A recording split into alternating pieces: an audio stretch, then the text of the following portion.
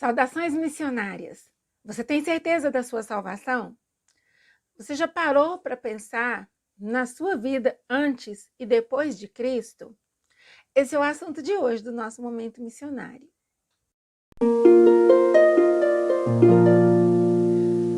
Vamos ler Efésios capítulo 2, dos versículos 1 ao 10, que diz assim: Ele vos deu vida, estando vós mortos em vossos delitos e pecados, nos quais andastes outrora, segundo o curso deste mundo, segundo o príncipe da potestade do ar, do espírito que agora atua nos filhos da desobediência, entre os quais também todos nós andamos outrora, segundo as inclinações da nossa carne, fazendo a vontade da carne e dos pensamentos, e éramos por natureza filhos da ira, como também os demais.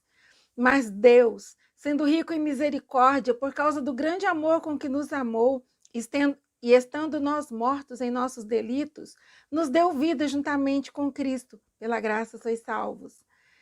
E juntamente com ele nos ressuscitou e nos fez assentar nos lugares celestiais em Cristo Jesus, para mostrar nos séculos vindouros a suprema riqueza da sua graça em bondade para conosco em Cristo Jesus. Porque pela graça sois salvos mediante a fé. E isto não vem de vós, é dom de Deus, não de obras, para que ninguém se glorie, pois somos feitura dele, criados em Cristo Jesus para as boas obras, as quais Deus de antemão preparou para que andássemos nelas. Esse é um texto clássico sobre a salvação pela graça. E é sobre esse assunto que eu gostaria de refletir um pouco, algumas verdades a respeito de como era a nossa vida. Olha, esse texto ele pode trazer uma divisão assim que mostra como que éramos nós antes de recebermos o Senhor Jesus em nossos corações como nosso Salvador e o que aconteceu depois da nossa experiência de salvação em Cristo. De acordo com o texto lido, primeiro, nós estávamos mortos em nossos pecados. Isso equivale a dizer que estávamos insensíveis, inoperantes, incapazes de fazer qualquer coisa em favor da nossa salvação. Não podíamos resolver a nossa condição, o nosso problema. E, em segundo lugar, o texto diz que nós andávamos segundo o curso deste mundo. Não necessariamente um andar imoral ou irreligioso, mas um andar de acordo com os padrões, de acordo com o curso, de acordo com a vontade do mundo, de acordo com os padrões do mundo. E também ele diz que nós éramos guiados por Satanás. Forte isso, né? Mas o texto diz que nós andávamos conduzidos pelo príncipe da potestade do ar, o espírito que atua nos filhos da desobediência. Esse é o espírito que conduz todo aquele que não tem a Cristo, que não é conduzido por Cristo. O espírito que atua nos filhos da desobediência. E por fim, o texto diz que nós vivíamos guiados segundo a carne, porque nós satisfazíamos a vontade da nossa carne, ou seja, do nosso corpo e dos nossos pensamentos, da nossa mente. Esta era a nossa condição. Mas glória a Deus pelo versículo 4, porque o versículo 4 tem um mas. Esse mas muda tudo.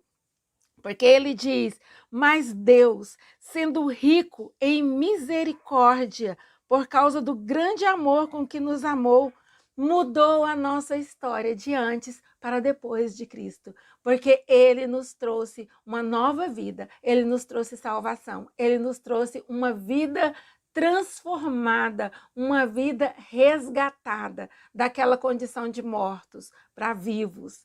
E aqui nós podemos ver também algumas características que o texto nos mostra da nossa condição depois de Cristo.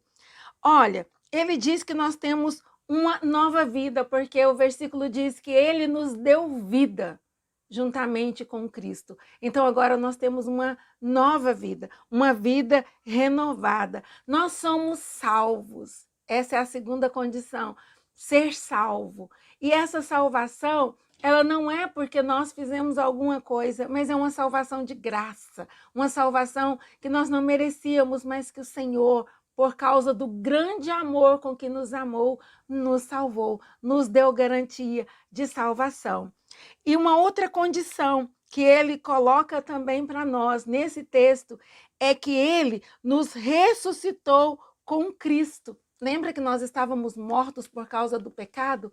Pois Cristo na cruz tomou sobre si os nossos pecados, as nossas maldições. Ele levou sobre si a nossa condenação, para que então, perdoados, possamos viver uma nova vida. E é por isso que o texto diz que ele nos ressuscitou, nos deu vida juntamente com Cristo. E, por fim, diz também que nós estamos assentados em lugares celestiais em Cristo Jesus. Olha, a nossa condição de novo nascido, a nossa condição em Cristo Jesus é uma condição privilegiada. É assim que Deus te vê, é assim que Deus nos vê, assentados com Cristo nas regiões celestiais, ou seja, em lugar de honra, em lugar de domínio, em lugar de reino. Aquilo que Deus disse para Adão lá em Gênesis: multiplicai, enchei a terra, dominai. Deus nos deu de graça em Cristo Jesus, nos colocou assentados nas regiões celestiais, numa posição de comando, de domínio no mundo espiritual. É por isso que quando nós oramos, nós exercemos uma autoridade sobrenatural, uma autoridade que nos foi dada no nome de Jesus, porque estamos em Cristo Jesus.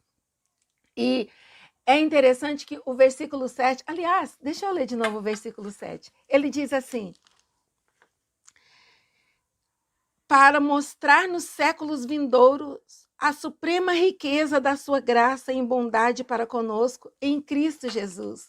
Olha, essa maravilhosa graça, essa suprema grandeza da sua graça nos foi mostrada, nos tem sido mostrada e nos será mostrada pela eternidade. E isso me faz lembrar alguns aspectos a respeito desta maravilhosa graça. Em primeiro lugar, nós somos salvos pela graça. O versículo 8 diz que nós somos salvos mediante a fé, e não por obras, mas sim por graça.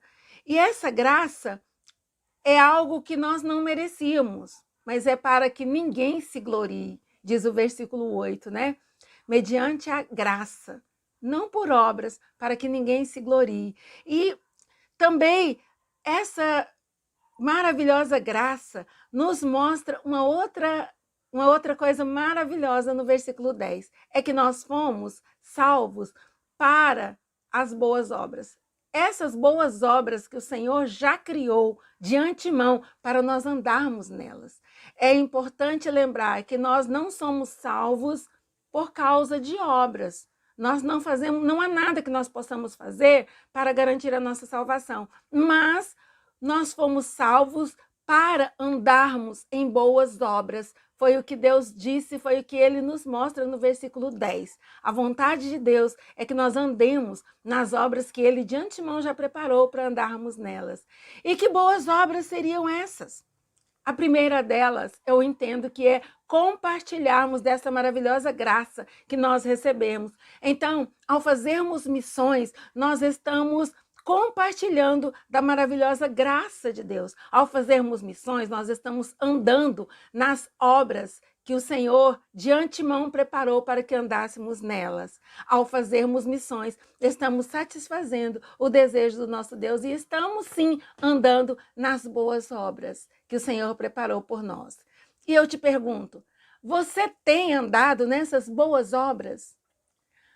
Andemos nas boas obras que o Senhor preparou para nós. Façamos missões, indo, orando e contribuindo. Faça isso. Inscreva-se no nosso canal, deixe aqui o seu joinha e também compartilhe esse vídeo, porque missões se fazem com os pés dos que vão, com os joelhos que se dobram em intercessão e com as mãos que se estendem para contribuir. Que Deus abençoe sua vida, em nome de Jesus.